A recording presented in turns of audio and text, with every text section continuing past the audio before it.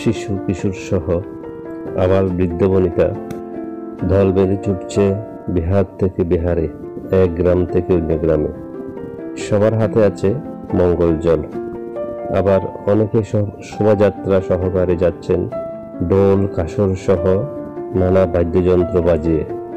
তারা গাইছেন বুদ্ধ বল বলরে, বৌদ্ধর মতন এমন দয়াল আর নাই রে, এরকম বৌদ্ধ কীর্তন।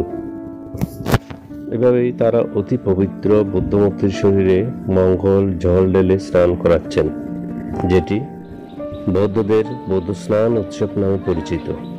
বৌদ্ধ ধর্মাবলম্বীদের চৈত্র সংক্রান্তি উৎসব উপলক্ষে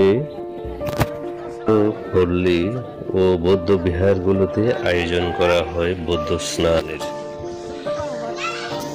ধর্মাবলম্বীদের মতে পুরনো বছরের সমস্ত গ্লানি, ব্যর্থতা, অপবাদ মুছে পুরনোকে বিদায় এবং নতুন বছরের সবকটি দিন মানুষের জীবনে সুখের বারতা বইয়ে আনার প্রত্যাশায় প্রতি বছর বাংলা সনের চৈত্র মাসের শেষ দিন অর্থাৎ চৈত্র সংক্রান্তিতে বৌদ্ধরা বৌদ্ধ স্নানের আয়োজন করে থাকে।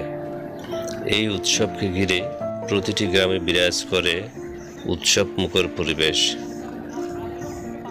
বুদ্ধের শরীরে মঙ্গল জল ঢেলে বৌদ্ধ স্নান ছাড়াও এদিনে বিশেষ করে গ্রামের শিশু কিশোর ও যুবকরা মেতে ওঠে নানা আনন্দ আয়োজনে।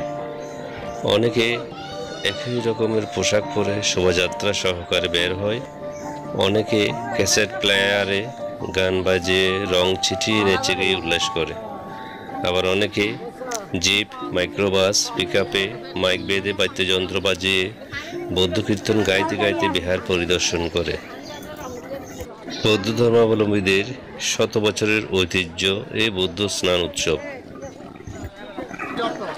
চৈত্র সংক্রান্তির পরদিনেই বাংলা নববর্ষ।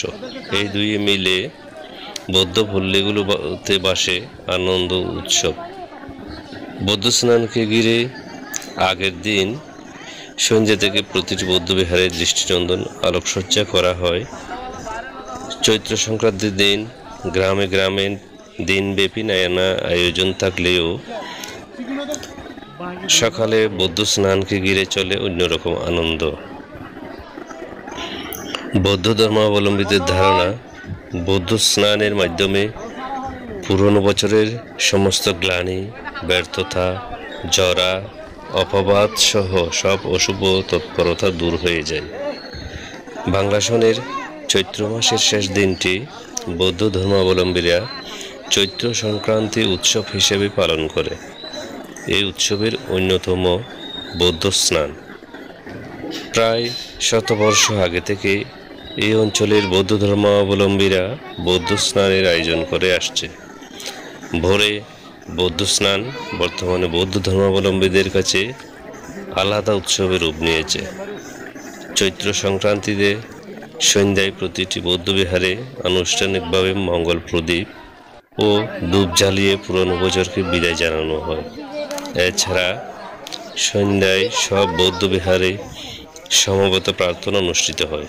মূলত জগতের সব প্রাণীর সুখ শান্তি কামনায় এই প্রার্থনার আয়োজন করা হয়।